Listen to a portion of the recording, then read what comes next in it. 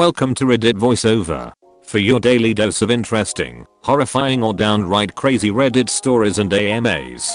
If you like the content, please consider subscribing and leaving a like on the video. Enjoy.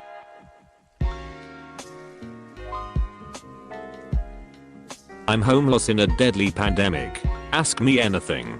I'm homeless in Portland, Oregon, where the coronavirus state of emergency has been extended until July.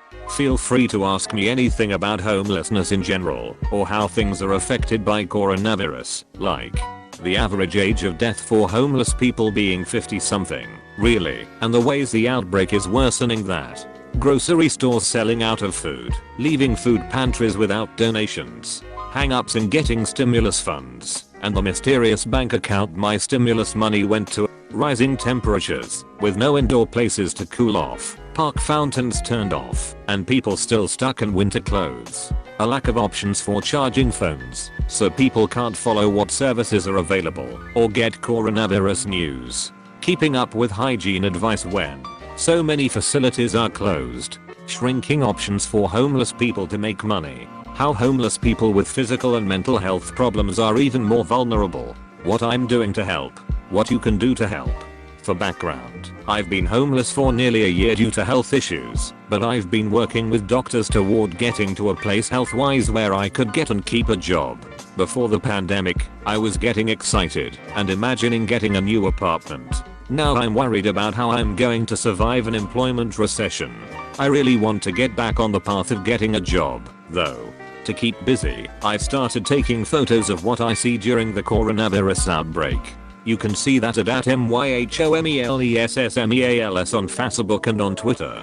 Full disclosure, the food looks better than the average meal on the street, but you'd get bored of a bunch of photos of peanut butter and jelly sandwiches. I also want to give thanks for all the amazing work that so many people are doing to serve people in need right now. It really is comforting to know how much people care. I'm happy to comment or message with anyone, but I might be slow due to battery and connectivity issues. I don't know how to prove homelessness without totally exposing myself on Reddit, but here are my highly redacted shelter ID cards, if that helps at all. Plus there's my Reddit, Facebook, and Twitter history, as well as my first followers on Twitter. Also, some Portland Redditors have met me. Maybe the mods can verify through them.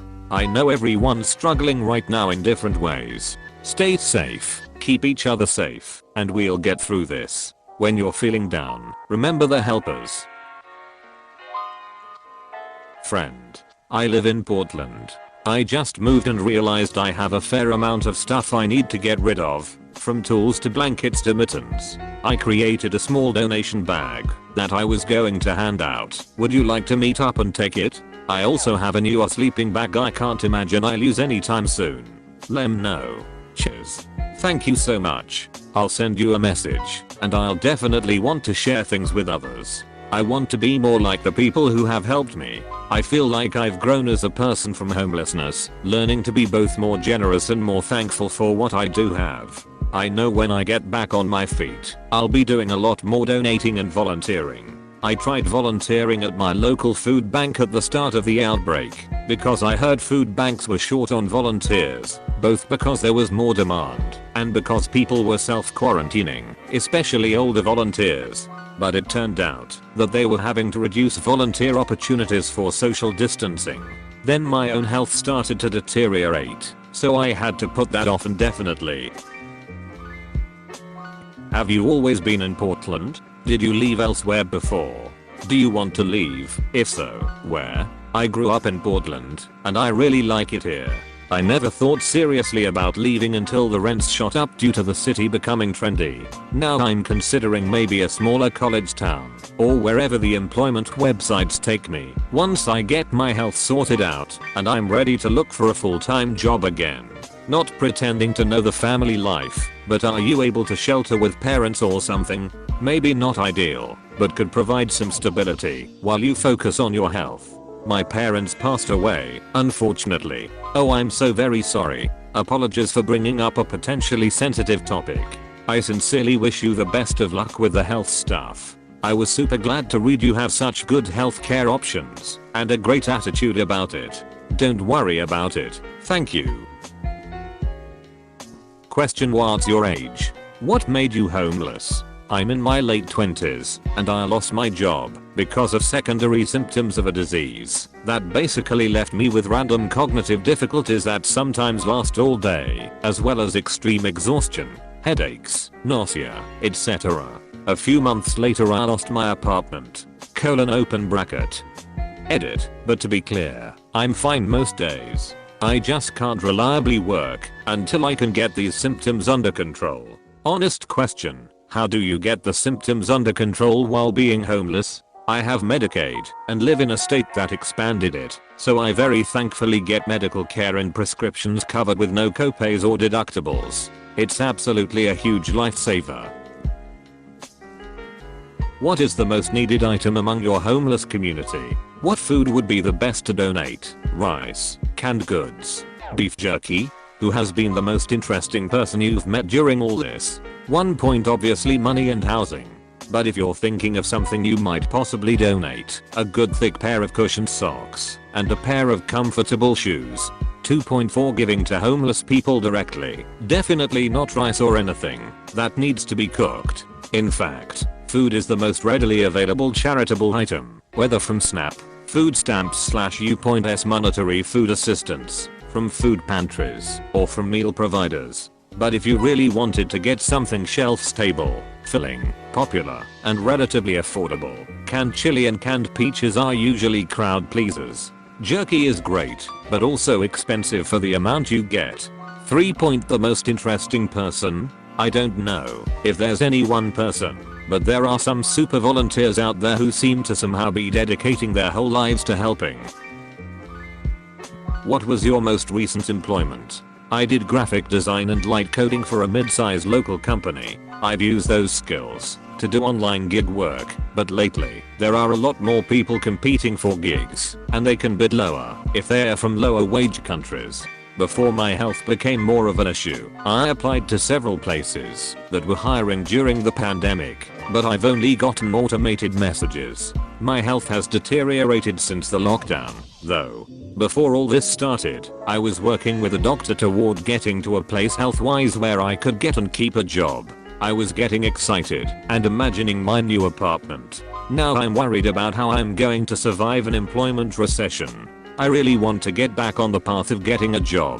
Do you have a portfolio? Many people in our industry, I'm an applications developer, balk at the idea of setting up hosting, but it's actually fairly easy with the number of free-to-use services available. You can host a website on GitHub nowadays, and I think .tk is still around for free URLs. Unfortunately, if the job isn't short-term, I'm likely to have problems completing it when my health issues flare up. So I'm doing gig work for now, and will look for steady full-time work when I'm able to reliably fulfill all the requirements. Gig work is enough to make an impact. I keep all the little projects and tidbits, and pick a few from them to stick up on mine. I've even had requests for licensing for some of my bits and pieces. I spent half an hour on a macro CMS platform that I've had quite some interest in over the past year. It's absolutely worth it.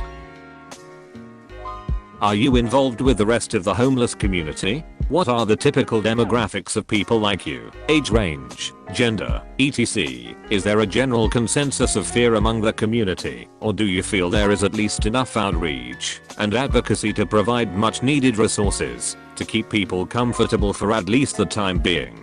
Well, I probably don't have the full picture, because women and families have their own shelters and the elderly can get more help in getting housing, but it definitely seems more male and sort of 20s to 40s. I'd say there was more fear and desperation initially, because everything suddenly closed at once and nobody was prepared.